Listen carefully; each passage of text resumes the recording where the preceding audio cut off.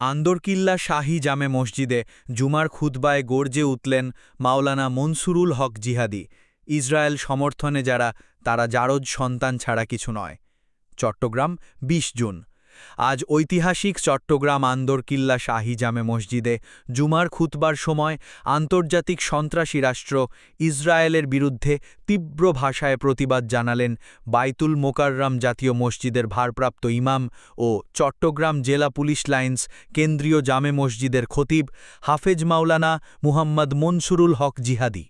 তিনি বলেন, ইসরায়েলের পক্ষে যারা অবস্থান নেয় তারা সন্তান ছাড়া কিছু নয়। মাওলানা জিহাদি তার খুতবায় ফিলিস্তিন, গাজা, ইয়েমেন এবং সর্বশেষ ইরানে ইসরায়েলের বর্বর হামলার তীব্র নিন্দা জানান।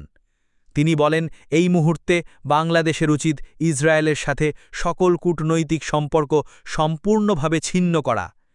হাজারো মুসল্লিদের উপস্থিতিতে দেওয়া জুমার খুতবায় তিনি অন্তর্বর্তীকালীন সরকারের প্রতি জোর দাবি জানান যেন বাংলাদেশ অবিলম্বে ইসরায়েল বিরোধী অবস্থান স্পষ্ট করে। তিনি আরও বলেন, ইরানের পাশে দাঁড়িয়ে ইসরায়েলের বিরুদ্ধে পাকিস্তান, চীন, জর্ডানের মতো মুনাফেক নয় এমন মুসলিম নেতৃত্বকে এক হতে হবে, অন্যথায় ইসরায়েলপন্থী মুসলিম শাসকের জন্য মিম্বর থেকে আল্লাহর গজব কামনা করছি। এই বক্তব্য মুহূর্তেই মুসল্লিদের হৃদয়ে ঝড় তোলে এবং খুতবার শেষে মসজিদ প্রাঙ্গণে ইসরায়েলের ধ্বংস চাই স্লোগানে মুখরিত হয়ে ওঠে পুরো এলাকা। ধর্ম মন্ত্রণালয়ের অধীনে ইসলামী ফাউন্ডেশন কর্তৃক পরিচালিত এই ঐতিহাসিক মসজিদের খুতবা বাংলাদেশের ধর্মপ্রাণ মুসলমানদের মধ্যে ব্যাপক আলোড়ন তুলেছে।